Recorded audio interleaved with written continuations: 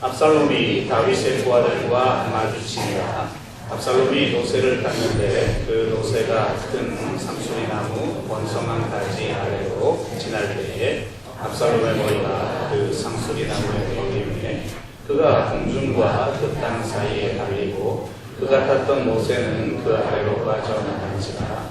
한 사람이 보고 요압에게 알리되 내가 보니 압살롬이 상수리나무에 달렸더이다 하니 요압이 그 알린 사람에게 이르되 내가 보고 어찌하여 당장에 쳐서 땅에 떨어뜨리지 아니하였느냐. 내가 내게 하나를 내어라 이 하나를 주었으리라 하는지라.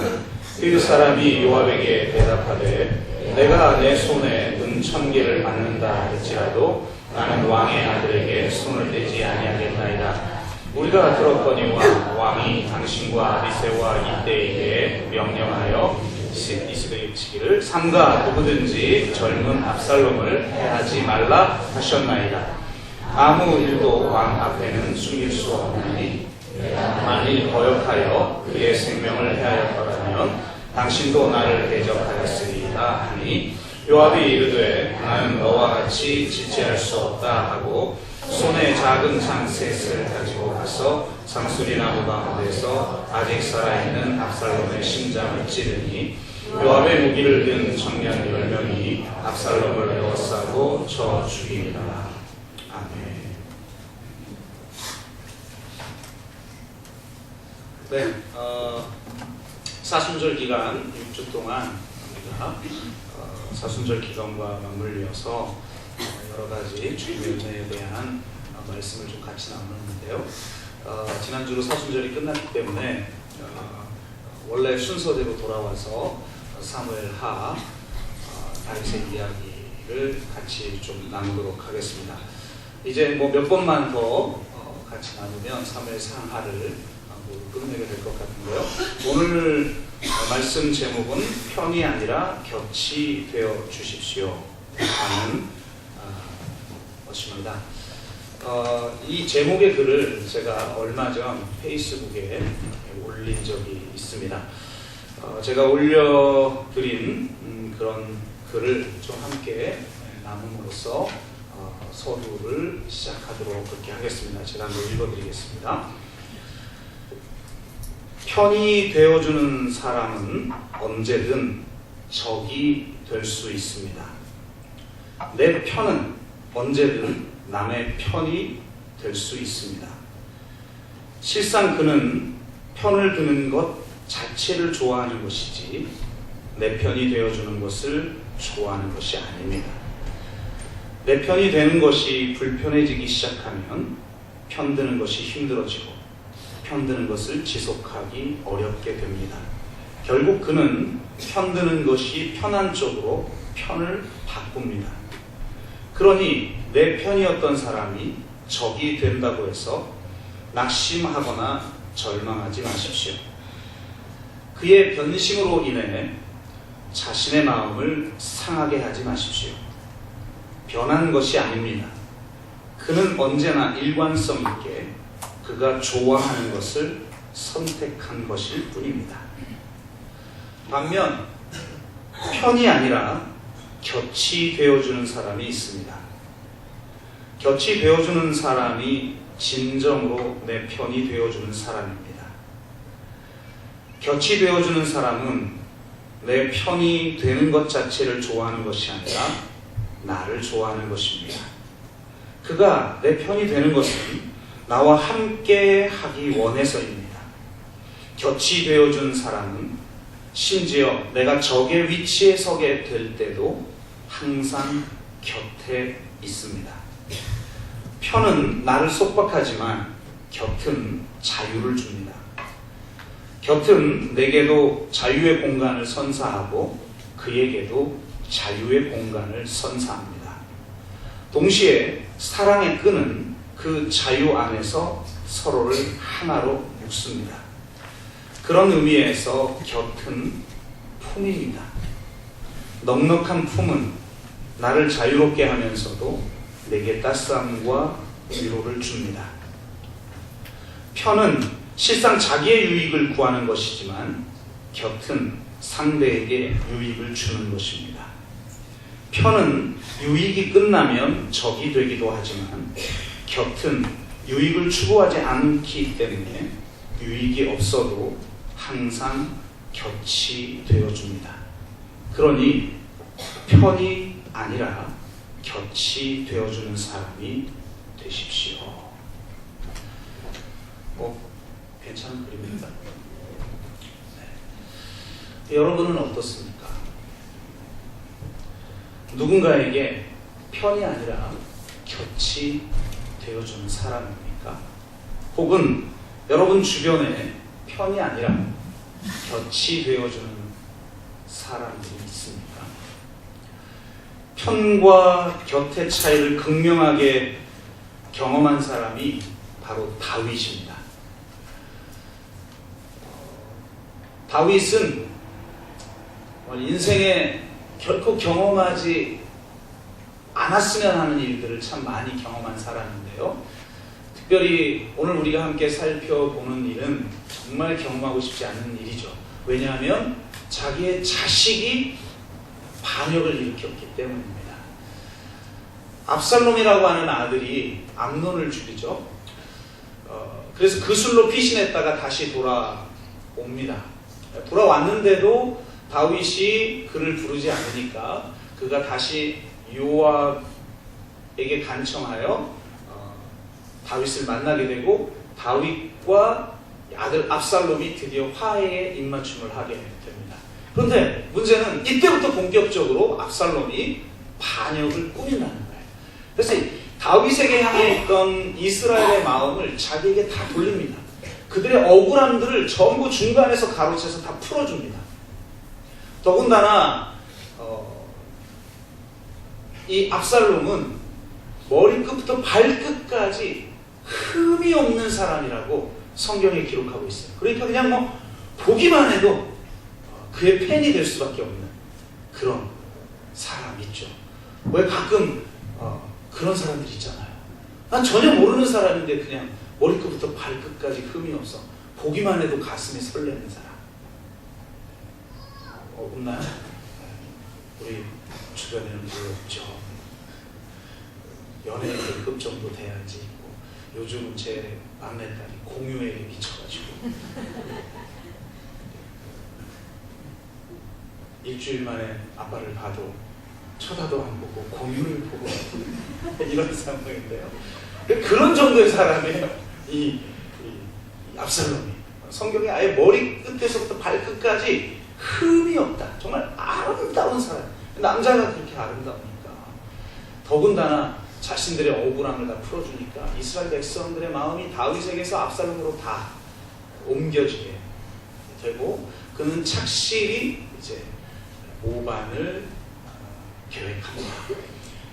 가장 결정적인 것은 다윗의 가장 친한 친구인 아히도벨이라고 하는 모사가 압살롬의 편에 서게 됩니다. 그래서 이제 준비가 다 끝나자 그는 헤브론에 모여 소위 말하는 영모를 꾸미게 되죠. 이 소식을 들은 다윗이 급히 예루살렘을 버리고 도피하게 됩니다. 이 과정에서 편이 되었던 사람이 적이 되기도 하고 그의 곁에 있던 사람이 끝까지 그의 곁을 지켜주는 사람으로 사람이 쫙 갈리게 됩니다. 이 과정을 통해서 누가 편이 되었다가 적이 되었고 누가 곁에 있어서 끝까지 곁을 지켜주었는가를 함께 좀 살펴보는 통해서 우리가 어떤 사람이 되어야 하는가, 그리고 우리는 어떤 사람을 곁에 두어야 하는가, 그리고 우리 공동체는 서로에게 어떤 사람이 되어 주어야 하는가에 대한 것들을 한번 오늘 같이 나누며 오늘은 좀 교훈적인 그런 설교를 본문의 성격상 나누도록 하겠습니다. 먼저 반역에 동참한 사람, 그러니까 편이 되었다가 적이 된 사람들에 대해서 좀 나눠보도록 하겠습니다. 물론 가장 먼저는 압살롬이죠. 그는 야망의 사람이었어요. 야망의 사람은 자기가 중요합니다. 여러분, 정치 지도자를 바라볼 때 그 사람이 대의를 추구하는 사람이냐 야망을 추구하는 사람이냐 굉장히 중요한 기준이에요. 야망을 추구하는 사람은 그 야망을 위해서 수단과 방법을 가리지 않습니다. 그리고 사람을 믿지 않습니다. 자기 자신이 중요한 것이고 자기 자신에게 주어지는 것이 중요한 것이지 사람이 중요하지도 않고 그 사람을 신뢰하지도 않아요. 그러니까 어떤 특정한 정세에 의해서 그 사람에게 사람이 붙어도 오래 남아있지 않습니다. 신뢰의 반경이라는 것이 실제로 책임감 있게 행동하고 서로를 지지하는 집단이 어디까지 확장되는가를 보여주는 것이거든요. 그런데 사람을 신뢰하지 않으니까 결국 사람의 지경도 넓혀질 수가 없는 것이죠. 잘못된 방법을 쉽게 사용하는 자는 누구도 믿지 못하는 것이고 자신도 악한 방법에 의해서 당할 수 있다라는 생각을 하기 때문에 더욱더 사람을 믿지 못하는 것이죠. 그래서 그는 결정적인 실수를 하게 돼요. 다윗이 예루살렘 성을 버리고 달아납니다.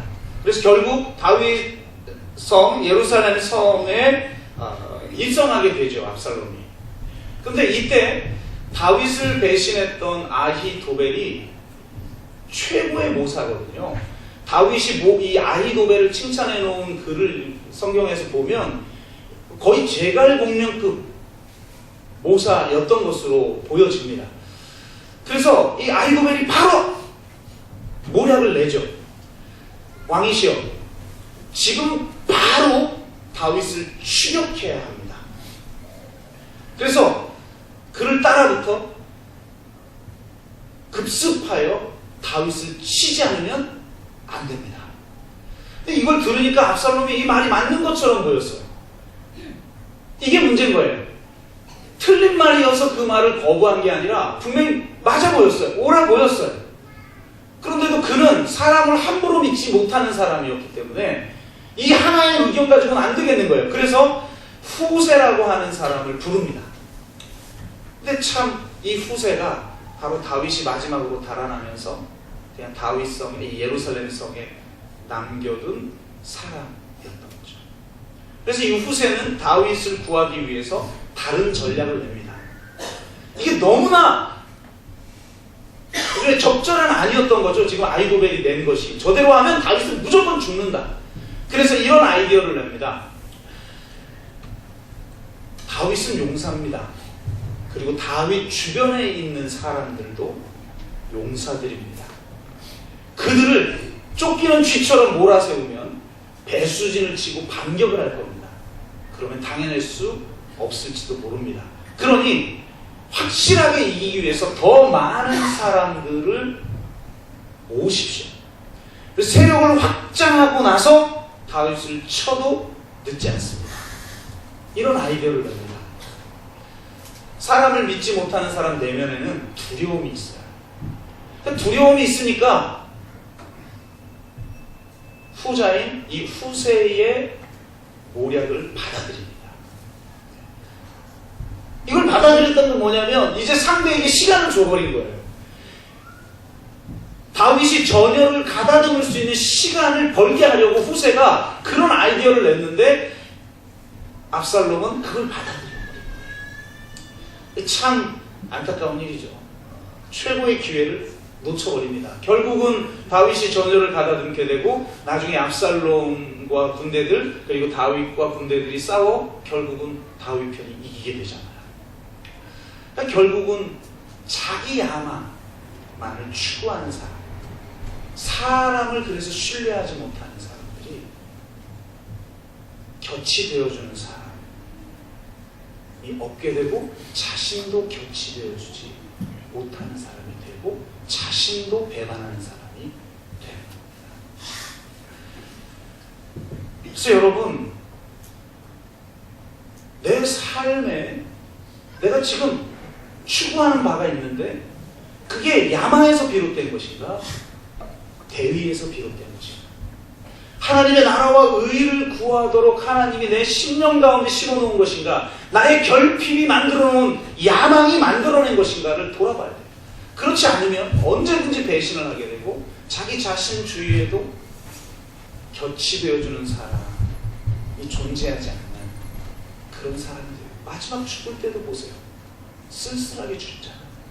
야망을 가진 사람은 누구도 믿지 않아요. 그래서 결국 자기를 믿고 자기 힘만을 의지해요. 하나님도 신뢰하지 못해요. 하나님을 의지하지 못하는 거예요.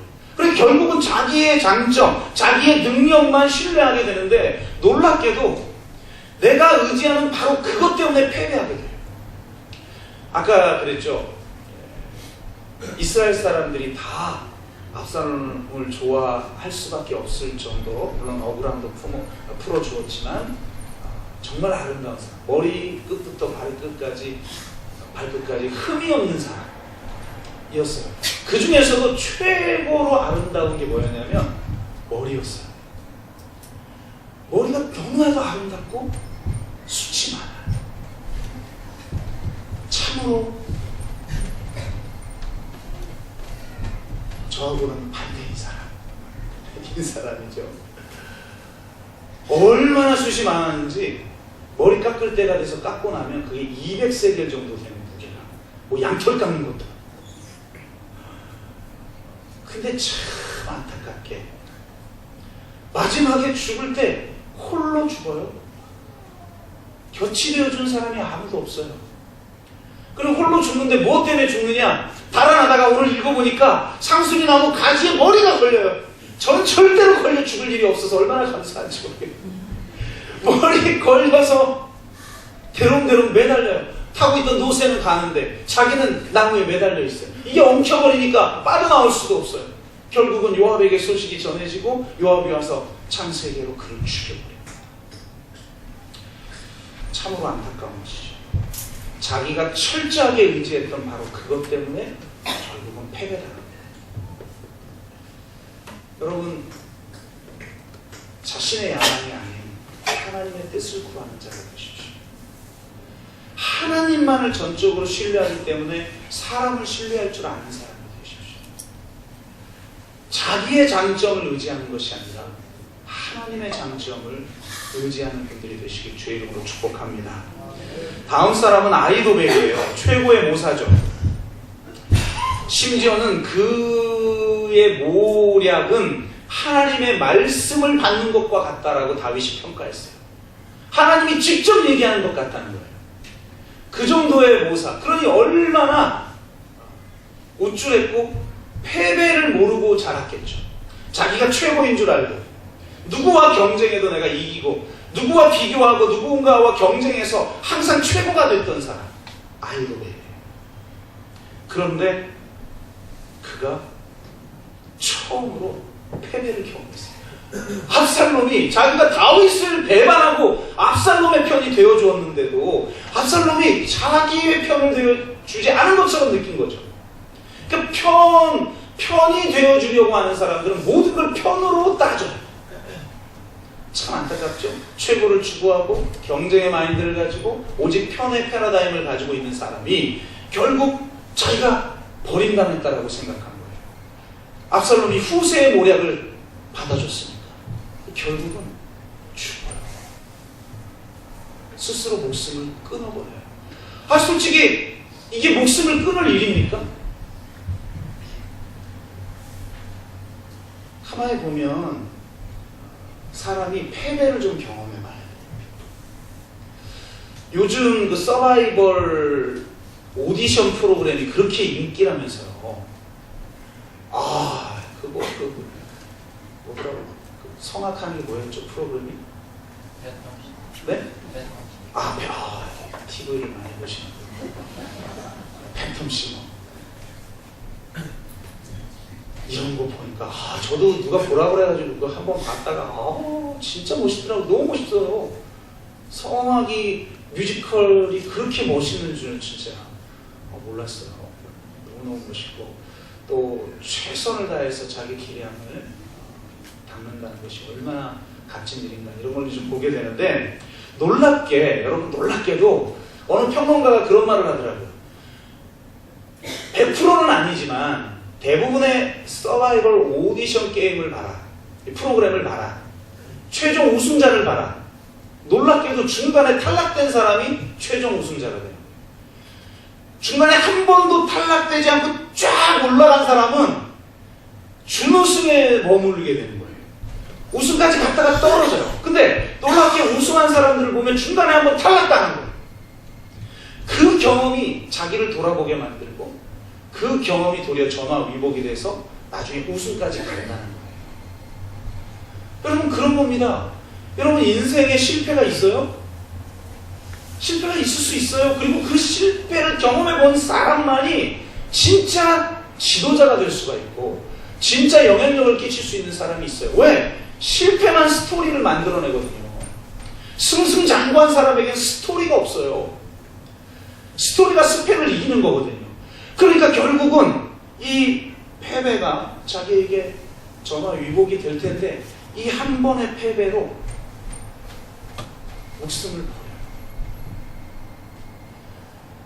전적으로 자기만 의지하는 사람, 교만한 사람, 끊임없이 경쟁만을 추구하는 사람, 오직 승리만을 추구하는 사람, 질 줄 모르는 사람은 곁이 되어주셔야 돼요.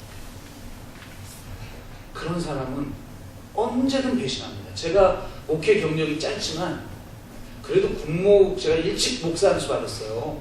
군목이었기 때문에 굉장히 일찍 목사 안수를 받았으니까 목회 경력만 따지자면 그래도 나름 연금 받아도 되는 정도의 경력인데 목회를 해보면 이런 사람들이 배반해요. 그러니까 여러분 편이 아니라 교치되는 사람이 되십시오. 세 번째는 누구냐면 200명의 사람들인데 개념 없는 사람, 한마디로 개념 없는 사람들, 주관 없는 사람들, 자기 주관이 확실하지 않은 사람들, 자기의 생각과 사상이, 자기가 추구하는 가치가 삶의 방향이 분명하지 않은 사람들이 있어요. 그냥 사는 사람들이 있어요. 그냥 사는 사람들은 언제든지 배반합니다. 더군다나 200명의 사람들이 도대체 내가 왜 압살롬의 편에 서야 되는지도 모르고 그냥 압살롬의 편에 서요. 헤브론에서 압살롬이 부르니까 갔다가 그냥 모반에 동참해요. 참, 얼마나 황당합니까? 결국 내 삶의 이유와 가치와 방향이 없으면 잘못된 목적과 가치와 방향을 가진 사람들을 돕게 됩니다. 이런 말이 있죠. 어디로 가야 할지 알지 못하면 가고 싶지 않은 길로 가게 된다. 또 하나, 생각하는 대로 살지 않으면 사는 대로 생각한다. 내가 무엇을 추구하고 있는가? 내가 어떤 삶의 방향성을 가지고 있는가에 대한 자기의 삶의 주관이 분명해요. 이것이 없는 사람은 가고 싶지 않은 대로 가게 돼요. 그리고 생각하는 대로 사는 게 아니라 사는 대로 생각하게 돼요. 그냥 삶이 주어지는 대로. 이 얼마나 황당한 200명이냔 말이에요. 예루살렘에서 그냥 헤브론으로 가서 압살롬에게 동참해요. 왜? 주관이 분명하지 않으니까. 내가 왜 도대체 다윗의 편에 섰었지? 내가 왜 다윗을 돕고 있지? 나는 어떤 가치를 추구하고 살아가고 있지? 이것이 분명하지 않으니까 언제든지 배반하는 거죠. 여러분은 삶의 주관이 분명한 사람이에요. 내가 무엇을 위해서 살아가는가? 왜 삽니까? 물으면 답이 나와야 돼요. 예전에 제가 한참 자기계발서 좀 읽을 시절 읽었던 글들을 보면 대부분의 리더가 자기 부하를 고를 때 엘리베이터 인터뷰를 한다고 그러죠. 그래서 엘리베이터가 닫히고 다시 열리기 전까지 질문을 했는데 대답을 못하면 그 사람은 쓰지 않는 거예요. 왜? 평소에 생각 없이 사는 사람인 거죠. 소망의 이유를 묻는 자들이 존재할 때 대답할 걸 준비해 두라고 하잖아요. 내가 어떤 소망을 가지고 살아가는가. 지난주 부활주일 이야기하면서 왜 우리가 고난 가운데 참여해야 하는가.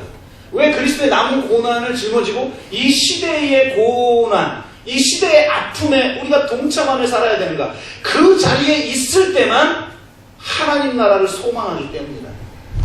우리가 과연 주님의 재림을 새하늘과 새 땅이 땅 가운데 이루어지는 것을 소망하면서 살아가는 종말론적 삶을 살아가는가? 또 이거 굉장히 중요한 거죠. 여러분 무엇을 위해서 살아가고 있습니까? 이것이 정립되지 않은 사람은 반드시 그냥 조류에 휩쓸리게 되고 하나님의 길과 다른 길, 하나님의 뜻과 다른 길을 가게 되는 것이에요. 여러분 정말 주관이 분명한 분들이 되시기를 주의 이름으로 축원합니다. 자기의 생각이 분명한 사람이 되어야 합니다. 그러지 않으면 이 200명의 사람이 되고 또 한 사람 요나단의 아들 무비보셋에게 종인 시바라고 하는 그런 종이 있어요. 이 종도 결국은 무비보셋을 배반하고 다윗의 편에 서면서 거짓을 합니다. 기회주의자가 됩니다. 놀랍게 이 사람은 도리어 모험을 했어요. 다윗의 편에 선 거예요. 무비보셋의 편에 있다가. 그런데 그 이유를 보면 철저한 자기 나름대로의 판단에 선 기회주의적인 선택이었다는 것을 알 수가 있어요. 그래서 결국은 기회주의적인 삶을 살아갈 수밖에 없다라는 겁니다. 자기의 삶의 주관이 분명하지 않은 사람. 그래서 자기의 사상과 생각과 주관을 정립해 놔야 돼요. 그게 너무 협소해서도 안 돼요. 이 세상이 극과 극으로 치달을 때 그 양극을 아우를 수 있는 그런 사상, 생각, 주관을 분명히 하지 않으면 언제든지 휩쓸리게 되고 배반하게 되는 것입니다. 그러면 누가 곁이 되어 주었는가? 첫 번째 사람이 나오는데요. 순서대로 하면 입대라고 하는 사람이에요. 다윗이 도피 생활을 할 수밖에 없는 입대라는 사람이 나타났어요. 죄송합니다. 지칠 줄 모르는 야제 개그꾼이요. 이때가 나타났어요. 이 사람이 누구냐? 블레셋 사람이에요. 굉장히 놀랍죠? 이런 사람이에요. 그냥 이 유대 땅에 용병으로 왔던 사람이에요. 그런데도 이렇게 고백해요. 내 주 왕께서 어느 곳에 계시든지 사나 죽으나 종도 그곳에 있겠나이다. 얼마나 멋있습니까? 지금 이 풍전등화의 상황이에요. 다윗의 편에 섰다가 함께 죽을 수밖에 없는 상황이에요. 그런데 사나 죽으나 내가 그곳에 있겠나이다. 멋있죠? 동족도 아들도 친구도 배반하는 때에 이때는 이방인인 이때는 끝까지 의리를 지킵니다. 의리 없는 친구보다 의리가 있는 원수가 나아요. 여러분이 사람을 만날 때 의리가 있는 사람을 만나요. 자기 유익을 추구하고 자기 이익만 추구하는 사람은 반드시 배반해요. 왜? 계속 이익은요 항상 움직여요. 그 움직임에 따라 움직이는 거예요. 대의는 항상 변하지 않습니다. 하나님의 나라와 의를 구하는 대의는 변하지 않아요. 그것을 이루기 위한 구체적인 하나님의 뜻 앞에만 순종해요. 그런데 그러지 않는 거죠. 근데 이때는 끝까지 지켜요. 그래서 곁에 해주는 사람은 누구냐? 하나님의 대의 앞에서 끝까지 우리를 지킬 줄 아는 사람이고요. 두 번째, 제사장 사독과 아비아달이 다윗의 곁에 머무려고 합니다. 누가 곁에 머무르냐? 오직 하나님만을 경외하고 하나님을 두려워하는 사람이 곁을 지켜줄 줄 알아요. 하나님을 두려워하기 때문에 하나님의 뜻이 어디 있느냐에 의해서만 결정해요. 그것이 죽음의 길인지 삶의 길인지 상관없어요. 하나님을 두려워하는 사람, 하나님을 경외하는 사람, 이 제사장 사독과 아비아달은 그렇게 다윗을 선택합니다. 그러면서 이때 멋있는 장면이 나오는데 법궤를 들고 나오려고 해요. 여러분, 왜 법궤를 들고 나오려고 했어요? 법궤는 하나님 임재의 상징이에요. 전쟁에 능하신 하나님의 임재의 상징이에요. 그래서 이스라엘 백성들이 법궤를 들고 운반할 때마다 노래하는 장면이 신명기에 나오는데, 이게 뭐냐? 이 법궤에 따라 우리와 함께 하십시오. 그리고 대적을 주님이 가서 여호와께서, 전쟁의 신인 여호와께서 치시고 다시 이곳으로 돌아오십시오. 이렇게 노래해요. 그러니까 내가 법궤만 가져가면 지금 잠깐 몰리는 상황이어서 피신하고 있지만 결국은 이 법궤 가운데 하나님이 임재하고 전쟁에 능하신 분이 대적을 치실 거라는 확신이 있는 거죠. 그래서 하나님의 임재가 사라졌음에도 불구하고 이스라엘 백성들이 블레셋과 싸울 때 법궤를 가지고 나왔다가 미심적으로 법궤를 가지고 나왔다가 법궤마저 빼앗기는 일이 벌어지는 일이 사무엘 초반에 나오잖아요. 초반에. 그러니 당연히 법궤를 가지고 나와야죠. 법궤를 가지고 나오는 제사장 아무나 못 만져요. 이 법궤는 다윗이 가지고 나오고 싶어도 못 만져요. 그런데 제사장이 그걸 들고 나오겠더니 제가 다윗 같았으면 같이 와주는 것도 고마운데 법궤를 들고 나온다니 얼마나 감사해요. 놀랍게 지금의 유익을 추구하는 사람이 아니었어요. 최소한 다윗은 연약해요. 여러분도 저도 연약한 게 있어요. 그 연약함이 보여지고 실수할 때 그걸 지켜주고 곁치려주는 사람이 있어야 돼요. 곁치려주는 사람만 있으면 버틸 수 있어요. 근데 그렇지 않으면 참 어렵죠. 그러니까 여러분이나 저나 실수할 수 있는 사람이고 연약한 모습 참 많이 드러나는 사람이에요. 특히 남의 연약함 지적 많이 하는 사람 있죠. 그리고 지적할 때 격한 언어를 사용하는 사람들. 그 순간 자체가 그 사람의 연약함이 나오고 있는 순간이에요. 보살핌이 필요해요.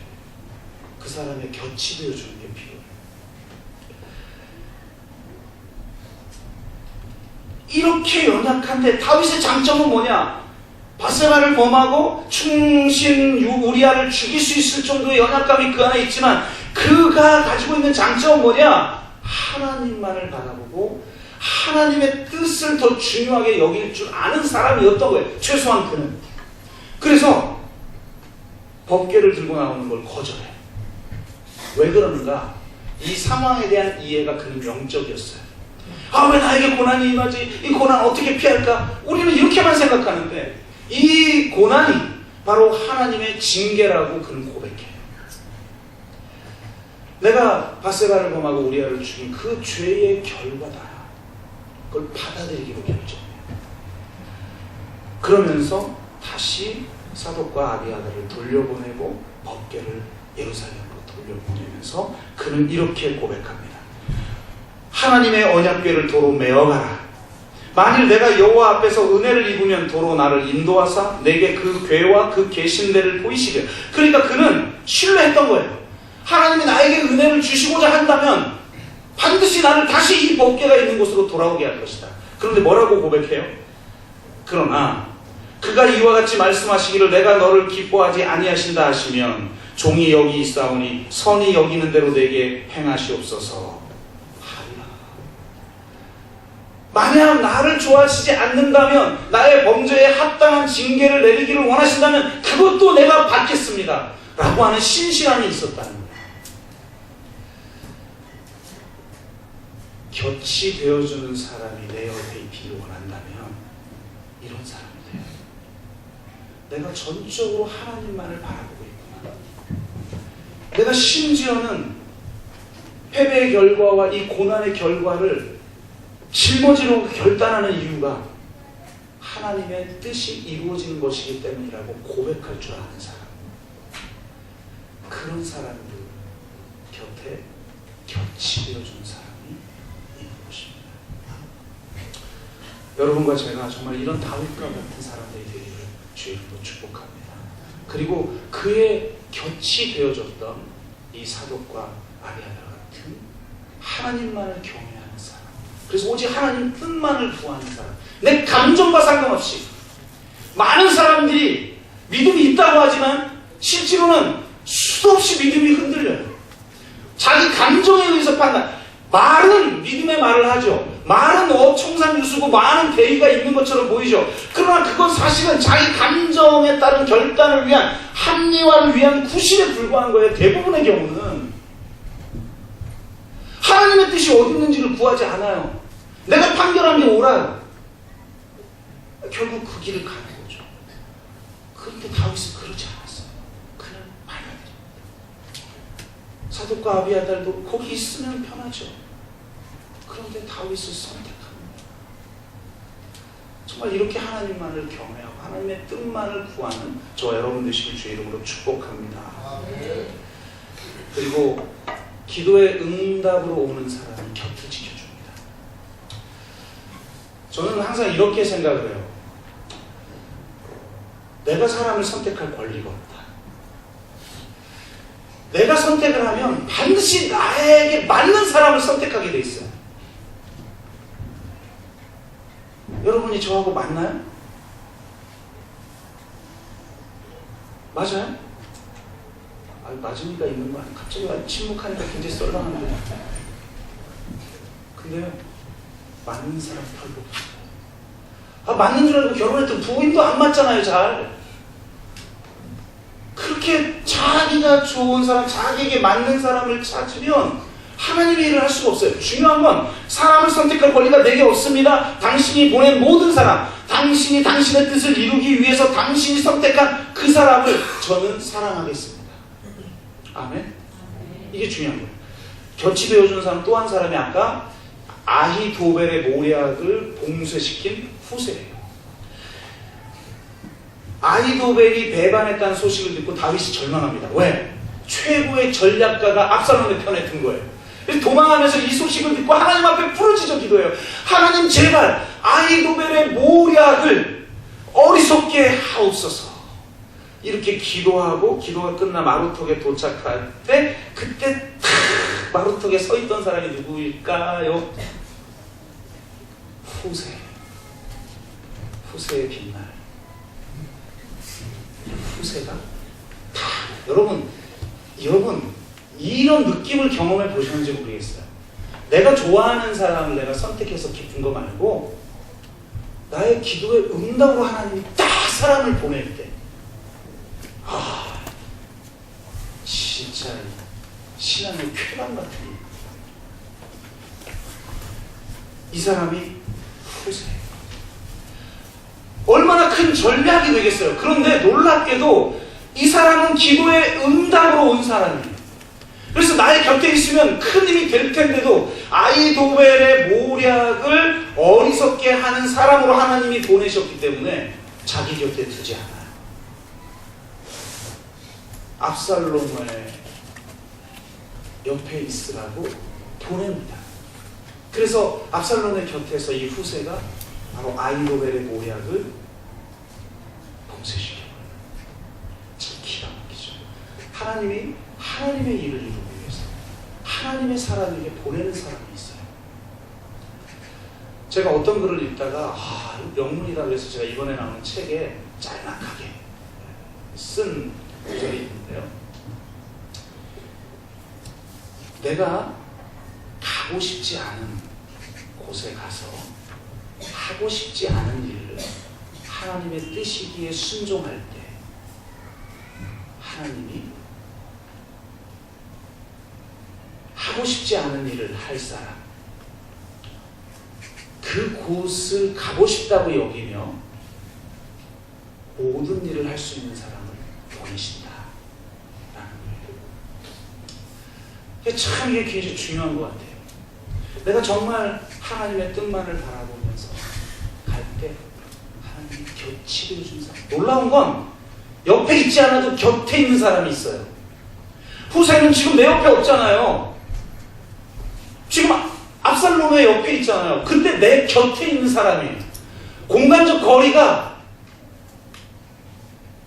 곁을 없앨 수가 없어요. 멀리 있지만 여러분의 곁이 되어주는 사람이 있습니까? 그러면 그 사람이 여러분에게 힘이 될 거예요. 여러분이 그런 사람이 돼요. 마지막으로 한마디만 하고 말씀을 마칩니다. 마지막 사람인데요, 길르앗 사람 바르실레라고 하는 사람이에요.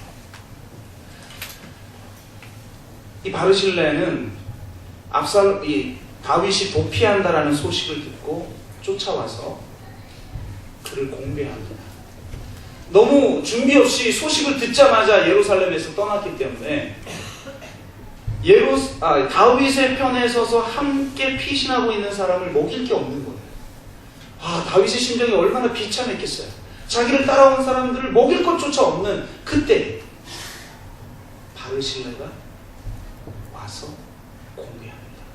그가 공개한 내용들을 보니까 참 기가 막히게, 심지어 침대까지 있어요. 도피하면서 맨바닥에 잘 수밖에 없는 왕의 형편을 알고 이동식 아마 침대를 가져왔나 봐요.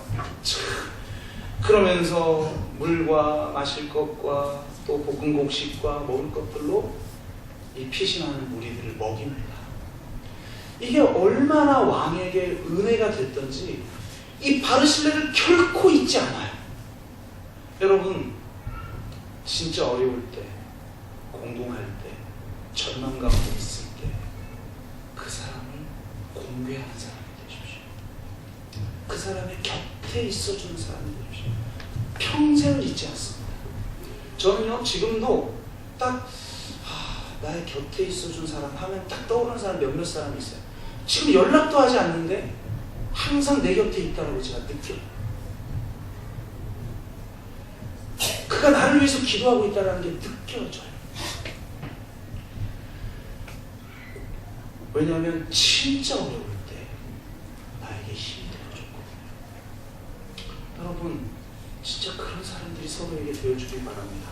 어느 정도냐면 다윗이 너무 감사해가지고 나중에 압살롬과의 전쟁에서 승리하고 나서 다시 예루살렘으로 돌아갈 때 바르실레를 데리고 가려고 해요. 근데 바르실레가 나이가 80 정도 되니까 내가 이 나이 들어서 예루살렘에 가봤자 도움되지 않습니다. 그러니 차라리 저의 아들을 데려가십시오. 그리고 만약 저에게 은혜를 갚으시려는 마음이 있다면 혹 내 아들 기맘에게 베풀어 주십시오. 그리고 아들 기맘을 보내. 그리고 나서 바르실레는 역사에 다시 나타나지 않아요. 근데 놀라운 것은 마지막 다윗이 죽는 때 유언을 솔로몬에게 남겨요. 여러 가지 교훈들을 이야기해 줍니다. 솔로몬에게. 그리고 나서 몇 가지 조치해야 될 걸 이야기해요. 그건 굉장히 큰 일을 조치를 이야기해요. 근데 놀랍게 그 마지막 유언의 순간에 바르실레를 잊지 않아요. 너는 바르실레의 후손들을 책임져라. 끝까지 그들을 공개하라. 그리고 죽어라. 여러분, 마지막 죽는 그 순간에 기억되는 사람으로 살아가고 있습니까? 내가 곁이 되어줄 때 그 사람을 끝까지 기억해요. 마지막 유언하는 순간에도 바르실레의 후손을 네가 반드시 책임져야 한다 라는 유언을 남기고 죽어요. 더 놀라운 것 말씀을 드리죠. 기맘에게, 일설에 의하면 기맘에게 다윗이 자기 집을 선사했다라고 합니다. 그래서 여러분, 다윗이 어디 출신이죠? 어디 출신이에요? 베들레헴 출신이죠?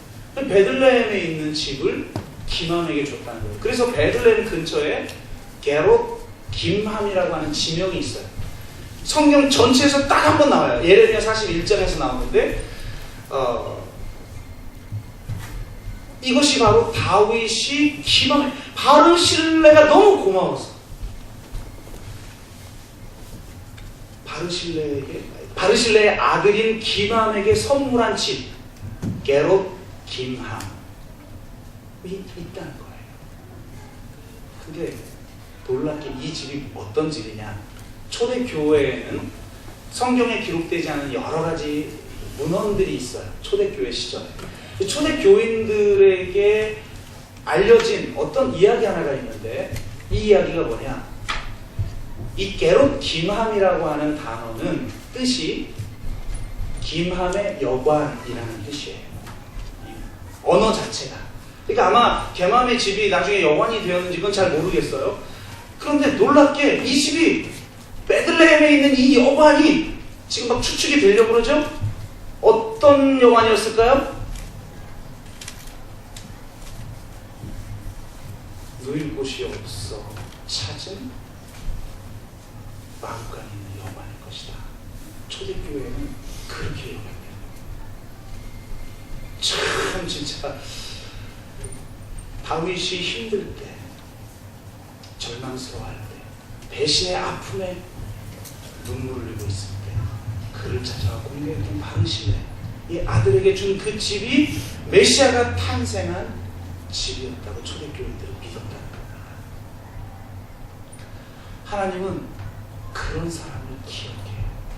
저는 가끔가다 왜 최후의 심판의 양과 염소로 갈라지는 기준이 지극히 작은 자에게 한 것이 곧 나에게 한 것이다. 그래서 지극히 작은 자를 외면한 사람들은 염소로 갈라지고, 지극히 작은 자에게 관심을 갖고 그에게 이 공개를 한 사람들은 결국 양이 됐을까? 하나님이 이 문제를 가장 중요하게 여기기 때문입니다.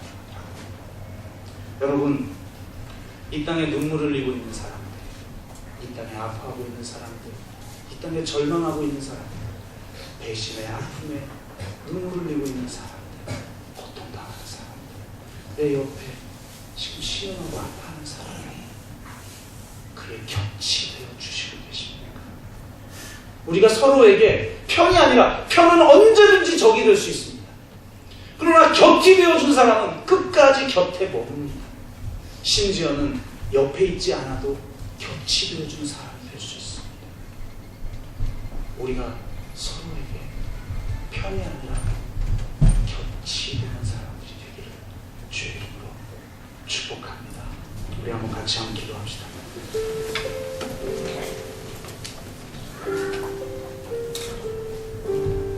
여러분은 편이 되어주는 사람입니까? 곁이 되어주는 사람입니까? 오직 자기 야망만 추구하며 하나님이 아닌 자기 능력과 자원만을 의지하며 하나님 나라의 뜻과 의를 구하는 주관이 없으며 오직 자신의 유익만을 인정하는 사람, 자기의 유익만을 추구하는 사람, 그런 사람들은 곁이 되어줄 수 없습니다. 오직 하나님을 경외하는 사람, 오직 하나님만을 신뢰하는 사람, 오직 하나님의 나라와 은혜만을 위해 살아가는 사람은 곁이 되어줍니다. 그리고 실패와 고난도 감수하고 하나님만을 신뢰하며 나아갑니다.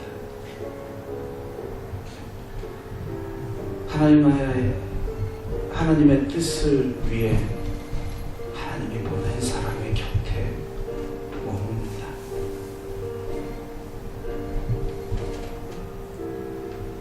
가장 힘들고 아프고 외로울 때 그의 곁이 되어주는 사람이 됩니다. 우리는 다 외로운 사람들입니다. 내 곁에 있어주는 사람이 필요한 사람들입니다. 우리가 서로에게 곁이 되어줍시다. 또 이 시대에 아파하는 사람들의 곁이 되어줍시다. 주님, 내가 편이 되는 사람이 아니라 곁이 되어주는 사람이 되게 하여 주옵소서. 이런 기도 제목을 가지고 우리 한번 같이 기도하겠습니다. 사랑의 아버지 하나님, 감사합니다. 주님의 놀라우신 은혜 아래 있길 원합니다. 주님이 먼저 우리의 곁에 오신 줄로 믿습니다. 우리를 한 번도 떠나지 아니하시고 우리의 곁에 머물러 우리의 삶에 함께하고 계심을 믿습니다. 그분을 믿기에 때로는 실패처럼, 때로는 저주처럼, 때로는 패배처럼 보이는 그 일도 능히 감내할 수 있는 믿음을 나에게 주시옵소서. 그리고 오직 당신의 뜻을 이루기 위해 당신이 곁이 되라고 보내신 사람 곁에 머무르기를 원합니다. 주님 곁이 되기 위해서 당신만을 바라고